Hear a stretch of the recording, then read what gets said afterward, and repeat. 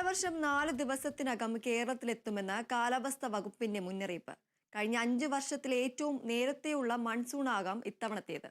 അതേസമയം വടക്കൻ ജില്ലകളിൽ കഴിഞ്ഞ ദിവസം മുതൽ മഴ ശക്തമാണ്. പതിവ് വിട്ട് ഇക്കുറി നേരത്തെ കാലവർഷമെത്തുമെന്ന് കാലാവസ്ഥാ വകുപ്പ് പ്രവചിച്ചിരുന്നു. മെയ് 27-ന് മഴക്കാലമെത്തുമെന്നായിരുന്നു നേരത്തെയുള്ള വിലയിരുത്തൽ. എന്നാൽ അതിനു മുൻപ് തന്നെ മൺസൂൺ മഴ തുടങ്ങുമെന്ന് കാലാവസ്ഥാ വകുപ്പ് അറിയിച്ചു. 2009-ന് ശേഷം മഴ ഇത്ര നേരത്തെ എത്തുന്നത് ആദ്യമായാണ്. മെയ് 23-നാണ് ആ വർഷം മഴയെത്തിയത്.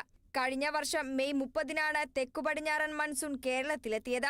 2023-ൽ ഇത് ജൂൺ 8-നും 2022-ൽ മെയ് 29-നുമായിരുന്നു. എന്നാൽ ഇത്തവണ വളരെ നേരത്തെ ഉണ്ടാകുമെന്നാണ് പ്രവചനം.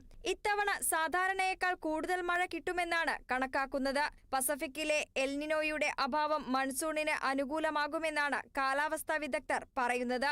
കഴിഞ്ഞ വർഷം 7% അധിക മഴ ലഭിച്ചു.